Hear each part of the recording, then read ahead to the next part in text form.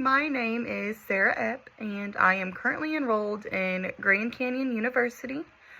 I am pursuing a dual degree for my Bachelor of Science in Elementary Education, as well as Special Education.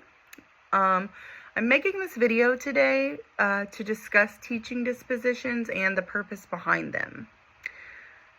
So I would like to start off by saying I have worked with children for the last 7 years.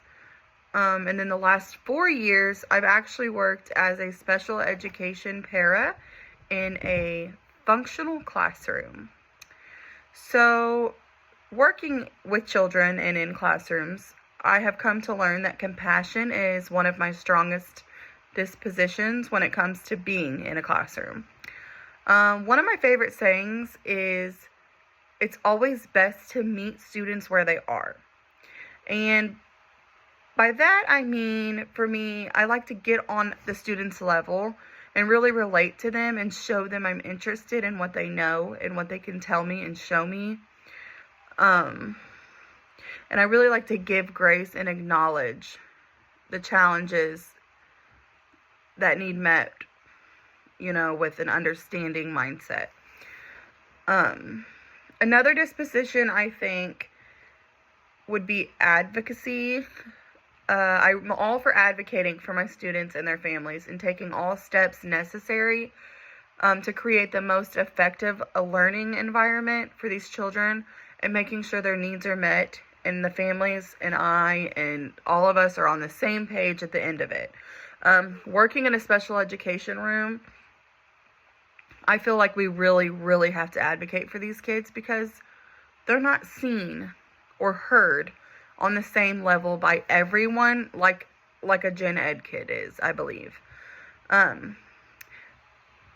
Now I would like to talk about dispositions I know that I could probably work on before having my own classroom.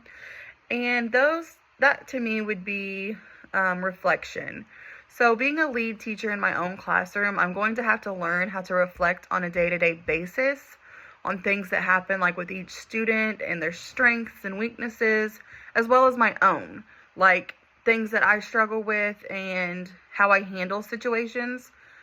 I'm going to have to really reflect on what could I have done better or said better, or what would have been more effective for that student and their learning, like how they learn, because no student learns the same way. And then last but not least, there are multiple qualities that I believe professional educators should have.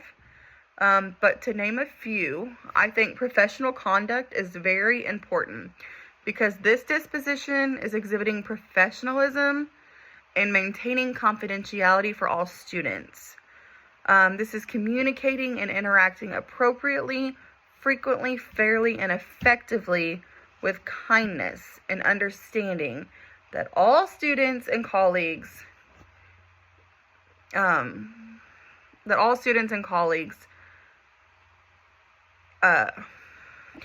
also committing to teach students with the belief they have the ability to learn. No matter their background or anything like that, they have the ability to learn what you are teaching. Another disposition is respect for the diversity of others. As an educator, you will have students from all sorts of different backgrounds, ethnicities, genders, and cultures. It is so important that all students are understood and treated fairly, no matter where they look like, or no matter what they look like, or where they come from. All students under you should feel comfortable and accepted for who they are and how they learn and what they bring to the table. But that is all I have to say today, and thank you so much for listening to my Disposition to Teach video submission, and I hope you have a great day. Bye!